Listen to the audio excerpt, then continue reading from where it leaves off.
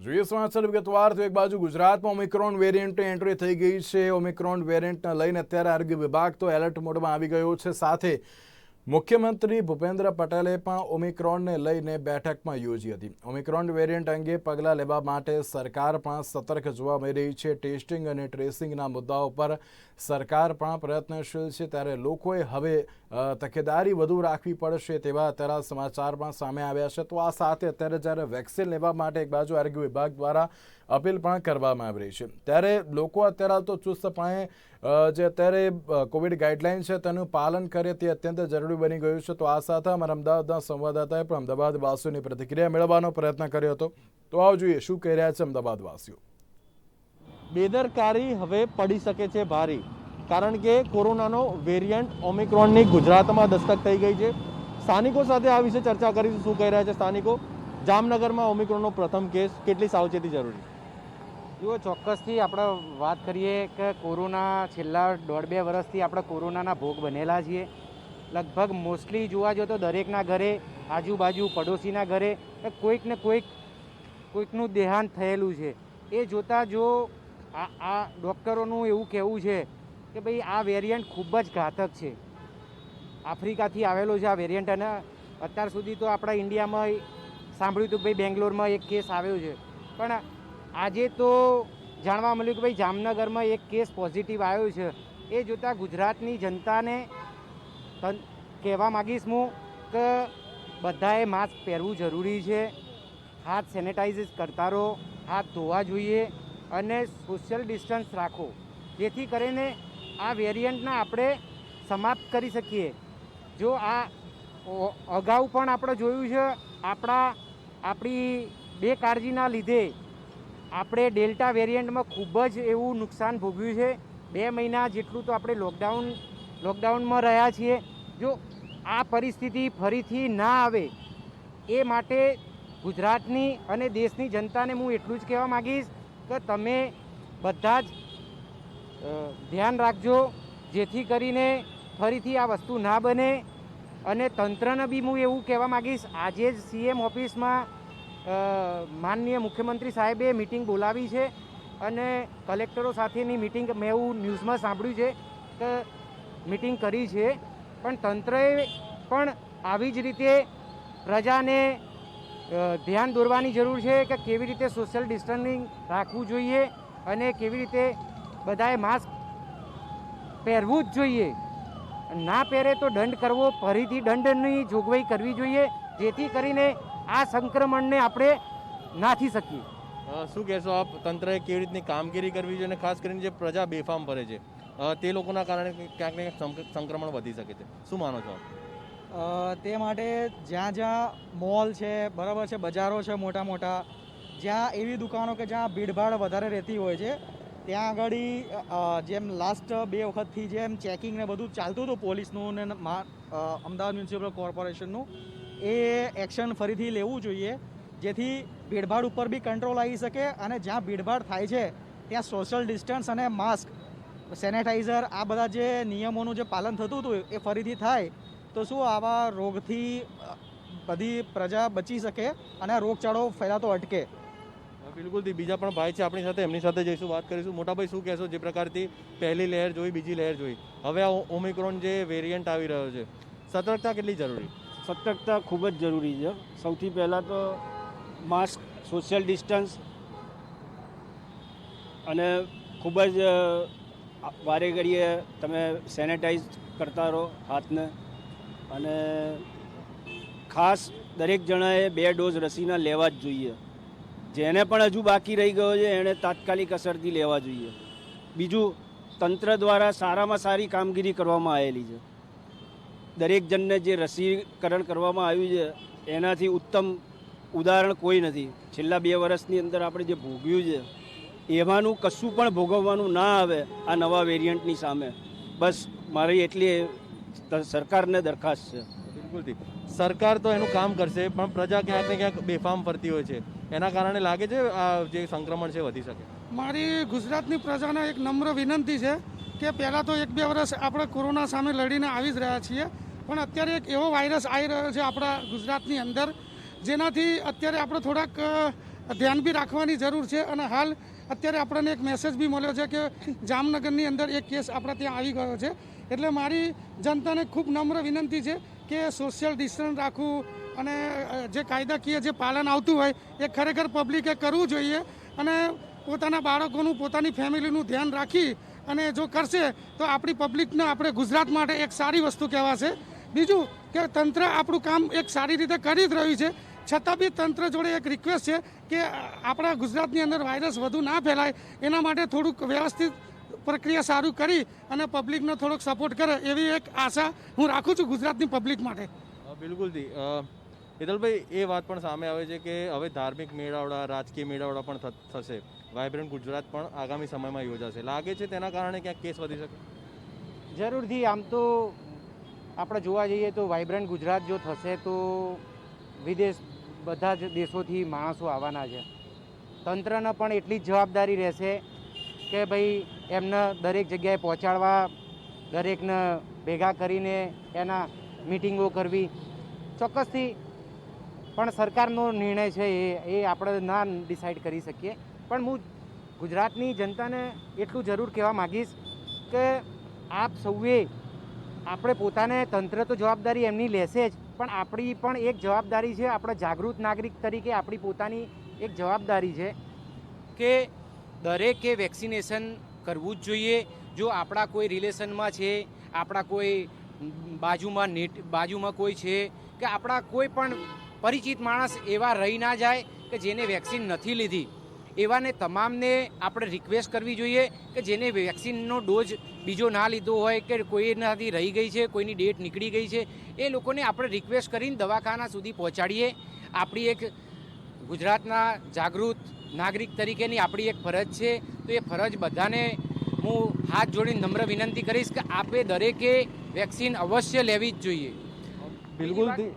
બીજી વાત એ બી કરીશ આપને કે અત્યારે સ્કૂલો ચાલુ છે, પ્લસ અત્યારે લગ્ન સિઝન હોવાના કારણે બધાએ એટલી જ કાળજીથી કાળજી રાખવી પડશે. સોશિયલ ડિસ્ટન્સિંગનું પાલન કરવું જ પડશે, તો જ આપણા કોરોના ઉપર જીત મેળવી શકીશું. બિલકુલથી. તો પહેલી લહેર જોઈ, બીજી લહેર જોઈ, હવે સ્થાનિકો સાથે પણ વાત કરી. સ્થાનિકો તંત્રને પણ કહી રહ્યા છે કે તંત્ર તેનું કામગીરી કરે, પરંતુ લોકો પણ જ્યારે સમજશે અને વેક્સિનેશન પૂરેપૂરું થશે ત્યારે ક્યાંક ક્યાંક વેરિયન્ટને રોકવામાં સફળ થઈશું. પરંતુ અમે પણ આપને એક અપીલ કરી રહ્યા છીએ કે ગભરાશો નહીં, સાવચેતી રાખો.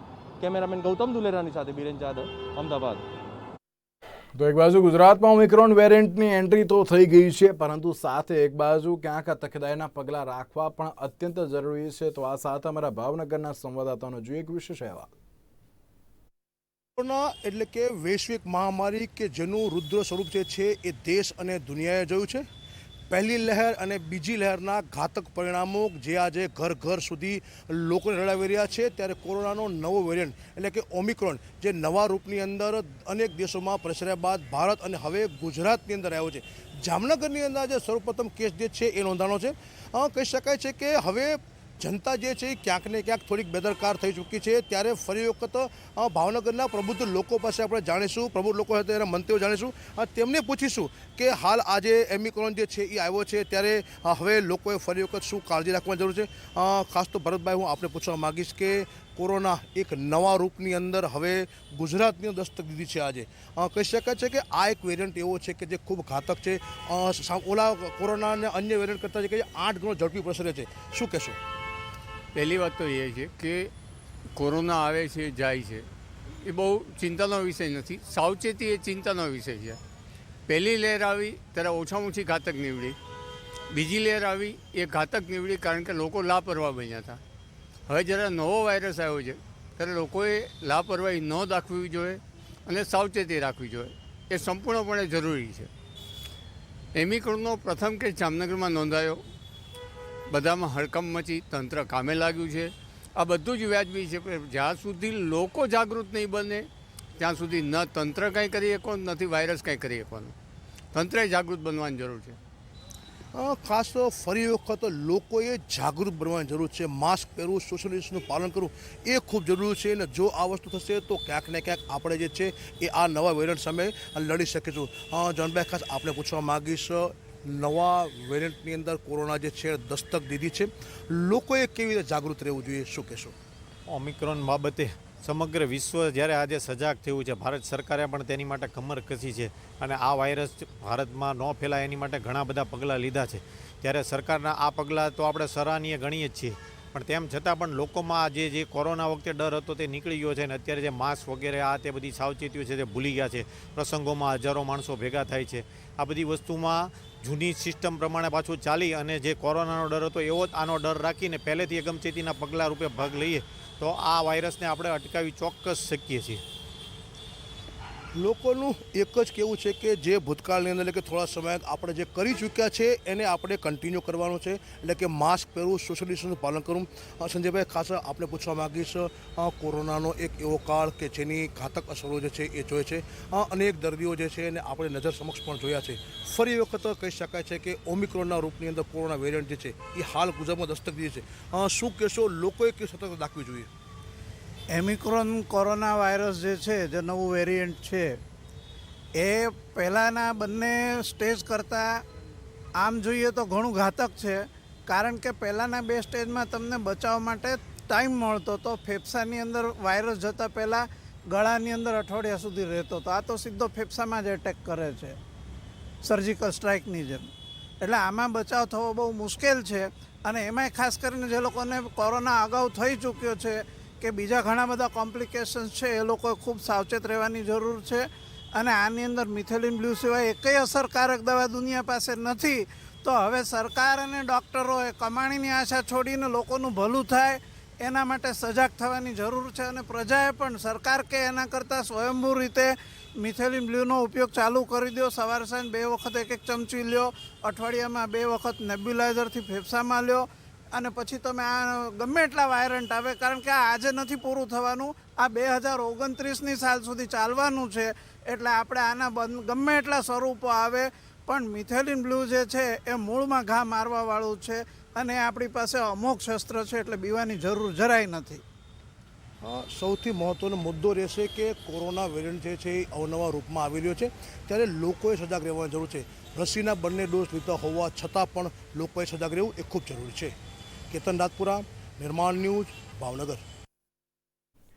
તો એક બાજુ ગુજરાતમાં ઓમિક્રોન વેરિયન્ટની એન્ટ્રી તો થઈ ગઈ છે, પરંતુ સાથે તકેદારી રાખવી એ અત્યંત જરૂરી બની ગઈ છે. જામનગરમાં જ્યારે પહેલો કેસ નોંધાયો ને ત્યારથી લઈને અત્યાર સુધી જે રીતે આરોગ્ય તંત્રને સાથે સરકાર તો સજાગ થઈ ગઈ છે, તો આ સાથે અમારા સુરતના સંવાદદાતાનો જોઈએ એક વિશેષ અહેવાલ. હવે ઓમિક્રોન વાયરસ થકી નવા વાયરસની એન્ટ્રી થઈ છે. આ થકી આરોગ્ય તંત્રની દોડભાગ શરૂ થઈ ગઈ છે. સાથે મુખ્યમંત્રીએ પણ તાકીદની બેઠક બોલાવી છે. વાત કરીએ સુરત શહેરની, તો સુરત શહેરે પણ કોરોનાની પ્રથમ અને બીજી લહેર જોઈ છે. અનેક લોકોના મૃત્યુ જોયા છે. આપણી સાથે કોરોના વોરિયર્સ છે, જે કોરોનાની કામગીરીમાં જોડાયા હતા, અલગ અલગ સેવા બજાવતા હતા.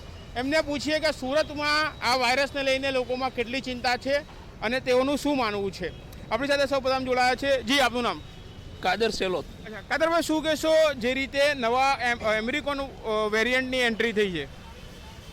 જો ખરેખર આવું કોઈ નવું કોરોનાની આવ્યું હોય તો CR પાટીલ સાહેબ અને ભાજપ સરકાર જે પૂરા ગુજરાતમાં સરકારી મેળાવડા કરે છે, પાર્ટીની સભાઓ કરે છે, પાર્ટીના મોટા મોટા ફંક્શનો કરે છે, એ થતે જ નહીં.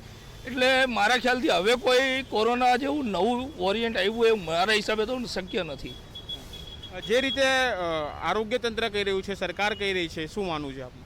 તો પહેલાં તો સરકારે અને સત્તારૂઢ પાર્ટીએ એના પર અમલ કરવો જોઈએ. 400 માણસની ગાઈડલાઈન આપે છે અને પ્રદેશ પ્રમુખ એ સરકારી ગાઈડલાઈનનું સંપૂર્ણ તોડી નાખે છે. એના ઉપર કોઈ એક્શન નથી લેવાતા, એના ઉપર કોઈ પોલીસ કેસ નથી થતા, SMC એના પર કોઈ એક્શન નથી લેતી. એ ખૂબ જ ભયજનક છે. ક્યાંક ને ક્યાંક તમે કટાક્ષ કરી રહ્યા છો. વાયરસથી તમને પરેજ નથી, પણ ક્યાંક ને ક્યાંક સત્તાપક્ષ પાર્ટી જે છે તે આ જમાવડા કરે છે, તેનાથી વાંધો છે. 100% એનું કારણ છે કે લોકોને પોતાને ત્યાં મેરેજ હોય 1000-1200 માણસ કરવા હોય પણ નથી કરી શકતા. એ 400 માણસમાં નિભાવે છે. એ સરકારની બધી ગાઈડલાઈનોનું પાલન કરે છે, પણ સરકારને અને સત્તાધારી પાર્ટી જ આ ગાઈડલાઈનનો અમલ નથી કરતી. એ દુઃખદ ઘટના છે.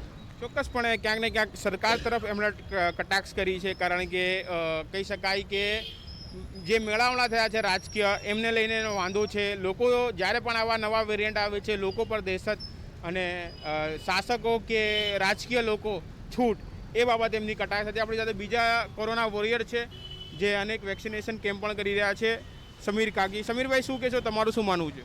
સૌથી પહેલાં તો ઓમિક્રોન જે વાયરસ છે એ કેમ્બ્રિજ યુનિવર્સિટીના સ્ટડીમાં એનું આપણને એક ઉદાહરણ પૂરું મળ્યું હતું. અને ઓમિક્રોન વાયરસ જે છે સૌથી વધારે આફ્રિકા જેવા શહેરમાં એની શરૂઆત થઈ છે. આફ્રિકામાં તમે જોયા હશે સૌથી વધારે કેસ આફ્રિકાની અંદર તમે આજકાલ જોઈ રહ્યા છો. અને એની શરૂઆત થતાં થતાં આગળ ન્યૂઝીલેન્ડ અને બીજા ફ્રાન્સ જેવા, જર્મની જેવા દેશોમાં આજની જે હાલત છે, આજે ફ્રાન્સ, જર્મની અને આફ્રિકામાં 1 મહિનાનું કે 28 દિવસનું લોકડાઉન પણ લાગી દેવામાં આવ્યું છે. ઓમિક્રોન વાયરસની બીજી સૌથી અસરકારક વસ્તુ એ છે કે બે તરફથી શરીરમાં પ્રવેશી શકે છે. અને WHO એમ કહે છે કે કોવિશિલ્ડ જે વેક્સિન છે એ સૌથી વધારે અસરકારક ઓમિક્રોન સામે લડત આપી શકે છે. અને ઓમિક્રોન વાયરસથી બચવા માટે આપણે ખૂબ જ તકેદારી લેવાની જરૂર છે. તમે વેક્સિનેશન કેમ્પ પણ કરી રહ્યા છો, લોકો આવે છે, લોકો આ વાયરસને લઈને કંઈ ચિંતા જતાવે છે કે કેમ? આજે સૌથી વધારે લોકોના અંદર એક જ ભય છે કે આ જે ઓમિક્રોન વાયરસ છે નવું, એ કેવું કારગર સાબિત થશે. અને એની તૈયારી માટે આપણા સુરત શહેરને શું કરવું જોઈએ, અને ખાસ કરીને સુરત મહાનગરપાલિકા તરફથી આના માટે જે તકેદારી અને એમની જે ટીમ બનાવીને જે વર્ક થઈ રહ્યું છે, વેક્સિનેશન કેમ્પની અંદર પણ સારું એવું આપણને જોવા મળી રહ્યું છે કે લોકો લાભ રહી રહ્યા છે. આપણે ખાસ વાત કરીએ, જ્યારે પણ આવા નવા વેરિયન્ટ અથવા નવી જે પણ ગાઈડલાઈન આવે છે તેના કારણે લોકો એક ભયમાં મુકાઈ જાય છે કે કામ ધંધાનું શું. સુરત આર્થિક રીતે એક હબ છે, કાપડ અને ડાયમંડ ઉદ્યોગ, લોકોની રોજગારી અંગે લોકો વિચારતા થઈ જાય છે. આપણે એ અંતર્ગત પૂછીશું, આપનું શું માનવું છે, જ્યારે પણ આવું કંઈક નવું આવે છે લોકોમાં કેટલી કામ ધંધાને લઈ દહેશત ઊભી થાય છે? सर, हाल की जो पोजीशन है उसलिए रोज़ाना जो कमा कर रोज़ खाने वाले लोग हैं वो अपनी प्रॉब्लम्स को इतना फेस कर रहे हैं. उसके सामने गवर्नमेंट ने एक नया वेरिएंट की जो अभी लोग ने आभास दिया है, अगर सही में नया वेरिएंट है तो उसके लिए स्टेट प्रेसिडेंट, चीफ मिनिस्टर ये कितने सीरियस हैं. सबसे पहला सवाल तो उन पे बनता है, क्योंकि जो भी चीज़, जो भी गाइडलाइन आती है आम आदमी के लिए पहले आती है. जैसे लास्ट टाइम में भी सेकेंड वेव के अंदर भी मास्क पहनो तो आम आदमी को पकड़ के पुलिस जो भी पेनल्टी लेती थी 1000 रुपये, 500 रुपये, वो पेनल्टीज़ सर सेकेंड वेव के अंदर भी स्टेट प्रेसिडेंट ने और रूलिंग पार्टी के जितने भी बड़े बड़े जो नेता हैं उन्होंने कितने इसकी पेनल्टी दी है, बराबर है सर. और दूसरी बात ये है कि अगर सही में ये वेरिएंट है तो सरकार के पास, रूलिंग पार्टी के पास इसकी क्या तैयारी है? आम आदमी अपनी रोज़ाना की ज़िंदगी से जूझ रहा है, उसके अंदर एक डर पैदा किया जा रहा है कि नया वेरिएंट इससे ज़्यादा डेंजर होगा. तो पहली वेव आई, सेकेंड वेव आई, उसके अंदर गवर्नमेंट ने आम आदमी को कितना हेल्पफुल थी. आम आदमी के लिए उन्होंने क्या किया, 0% में एक मास्क तक नहीं बांट सकी ये गवर्नमेंट. एक मास्क एक आदमी को दे नहीं सकी, और उसके लिए उसके ऊपर ज़ोर ज़बरदस्ती ये थी कि उसके लिए पेनल्टीज़ वसूल करते थे. उसके लिए ज़्यादा से ज़्यादा लोग बहुत ज़्यादा परेशान हुए हैं. आज लोग डू और डाई के ऊपर पोजीशन पे आके रुक गए हैं कि नया वेरिएंट आता है तो उसको सामने देख लेंगे, लेकिन रोज़ाना की जो ज़िंदगी है उसके अंदर तो इंसान को जीना ही है. ચોક્કસપણે ખૂબ વાત કરી એમણે કે આર્થિક મુશ્કેલી એક એવી વસ્તુ છે જેના કારણે લોકો એક એવું માને છે કે કંઈ નહીં આવે, જે વાયરસ આવશે, જે આવશે તેને આપણે જોઈ લઈશું. એટલે આર્થિક એક પાયો એમણે રજૂ કર્યો છે. આપણી સાથે બીજા ભાઈઓ, આપ શું કહેશો? મારું નામ અદનાન ગુજરાતી છે ને આ જે નવું વેરિયન્ટ આવી રહ્યું છે એ આખી દુનિયામાં હજી માંડ એના 200-250 કેસ જેવા થયા છે. પર આ સરકારો પબ્લિકને બીવડાવી રહી છે. અને જો સાચે જ આ વેરિયન્ટ એટલું ખતરનાક છે તો સત્તારૂઢ પાર્ટી, ગુજરાત સરકાર અને ગુજરાત સરકારના પ્રદેશ પ્રમુખ અને આપણા મુખ્યમંત્રીઓ અને આપણા ધારાસભ્યો છે માનનીય છે, એ લોકો કેટલું કોરોનાની ગાઈડલાઇનનું પાલન કરી રહ્યા છે એ જનતા જાણે છે. અગાઉ પણ આપણે ન્યૂઝોમાં અને સમાચાર પત્રોથી એ બધી વસ્તુ જોઈ રહ્યા છીએ કે સરકાર અને સરકારી મશીનરી આ બાબતે તદ્દન વિફળ રહી છે.